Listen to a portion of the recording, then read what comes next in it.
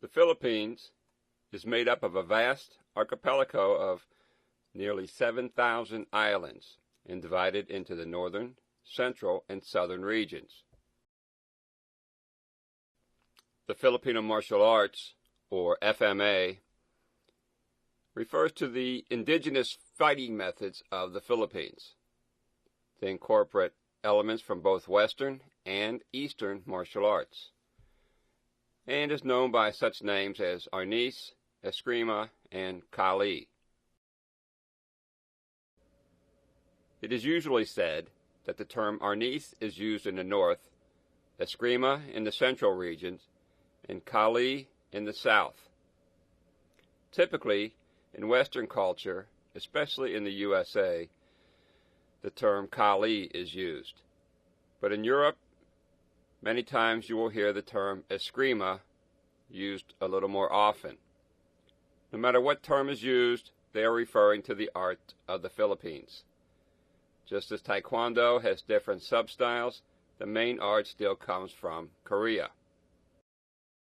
The Filipino martial arts has seen an increase in prominence due to its use in several Hollywood movies, such as the Bourne Identity series, and was actually first seen back in the 70s when Bruce Lee used it in Enter the Dragon, and his main instructor, Dan Inosanto, again used Kali in The Game of Death.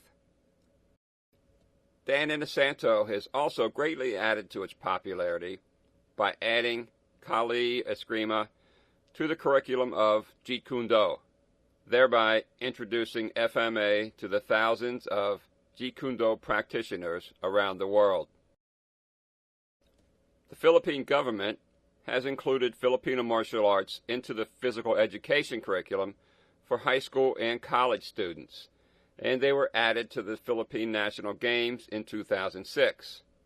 In 2009, FMA was declared the national martial art and sport of the Philippines.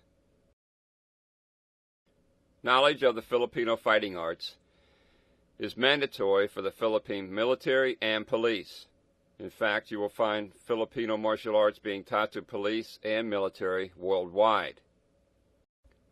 That's because the Filipino martial arts are considered the most advanced, practical, modern blade system in the world, and are now a core component of the U.S. Army's Modern Army Combatives program and used by the Russian Special Forces. Filipino martial artists are noted for their ability to fight with weapons or empty hands, and their ability to turn ordinary household items into lethal weapons, such as a broom, umbrella, pen, or magazine. Unlike most martial arts, in FMA, you begin your training with a weapon. On the first day of class, you will be taught the basics of the rattan stick. After this, you learn double sticks, dulo-dulo, which is a pocket stick or kubaton, the knife, defensive and offensive, karambit, and others. We also add gun retention and disarms at the instructor level in our system.